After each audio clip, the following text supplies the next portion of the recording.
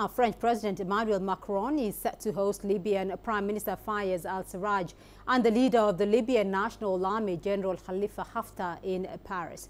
The meeting will focus on delivering a peace agreement for the troubled North African nation. Macron is keen to include both rival factions in the talks. This is the second attempt at joint negotiations after previous session was aborted when both parties stepped away just before an agreement was signed. Well, Haftar and Sarraj are on opposite sides of Libya, physically and politically. But who does the international community support? Let's take a look. Egypt has backed General Khalifa Haftar from the start, most recently inviting him to attend the opening ceremony of the country's largest military base. Egypt argues that Haftar has done much to stabilize eastern Libya and says he has to play a role within the Libyan government for the country to go forward. Egypt's allies, the UAE and Bahrain, also back Haftar. But Saudi Arabia is yet to officially confirm its position. Russia also recently came out in support of the army strongman. Haftar has also taken the same stance as his allies in the Arab Quartet when it comes to Qatar, accusing Doha of supporting terrorism.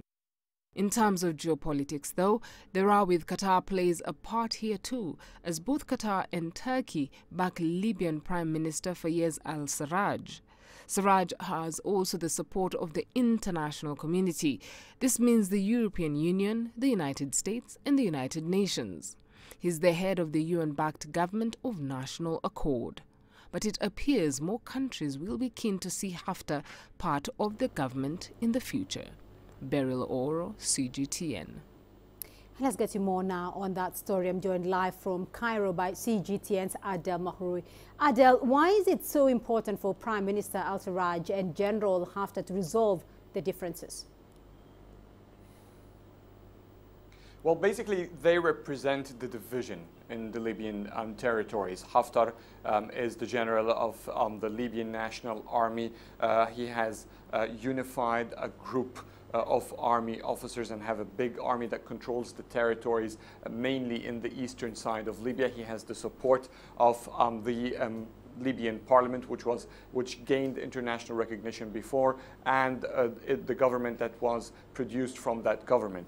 On the other hand, Fayez al-Sarraj is based in the western Libya in Tripoli. He has the support of Islamist groups, and he represents that bloc as well. So for them to reconcile, for them to reach an agreement or at least one vision for political transition would greatly have an influence or would reflect on the Libyan crisis in general, meaning that any agreement among these two should be an agreement that is that abides to everyone on the ground and should be the very first step to end the crisis in general. That's why it has been so important just to make the two sit together. And about 3 months ago, when they sat together and met for the first time in over a year in the United Arab Emirates, this was considered a significant step. And therefore, their meeting today is still considered a continuation of these efforts in an attempt to make them start negotiations instead of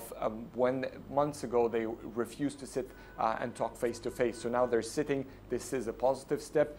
What matters now is for them to reach some agreements. Right, this is a positive step though, and Egypt has been backing General Haftar throughout. So how encouraged is the Egyptian government over this meeting in Paris with President Macron? Well, Egypt and France have been on good terms lately, and since President Francois Hollande, of course, there have been a huge, significant boost in the relations, and they have worked together to discuss regional conflicts, Libya in particular. So Macron's hosting this meeting is something that Egypt has been encouraging. But at the same time, Egypt is concerned to see the rise of Islamists in the Libyan territories, represented in Sarraj's influence and the groups that backs Fayez al-Sarraj. That's why Egypt has been giving support and showing full confidence in General Khalifa Haftar as an army general and as someone who has managed to maintain an organized Libyan armed forces. Of course, Part of it is because Haftar has been helping Egypt to maintain security on the eastern borders, as this is where his army has main control at.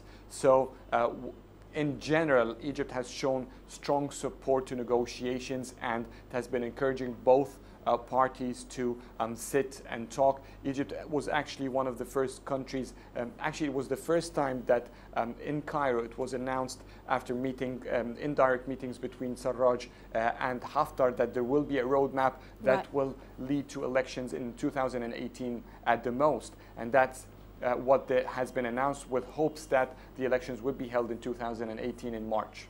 Right. Adel, we're also receiving some reports of a car bomb attack in the Sinai region. Can you give us more details on what's going on there? Well, the attack has came as what we've been seeing lately, part of a reignition to militant insurgency. It has been quite calm for the past maybe 3 or 4 months, but in the past 10 days or so, we've seen more attacks being held inside the Sinai region. Security forces are still chasing the perpetrators. They're trying to put sort of a security cordon in the area, try to limit the flee of the perpetrators, but we're still looking into more official details from the Egyptian armed forces. All right, Adel Mahrouri joining us there from Cairo. Thank you.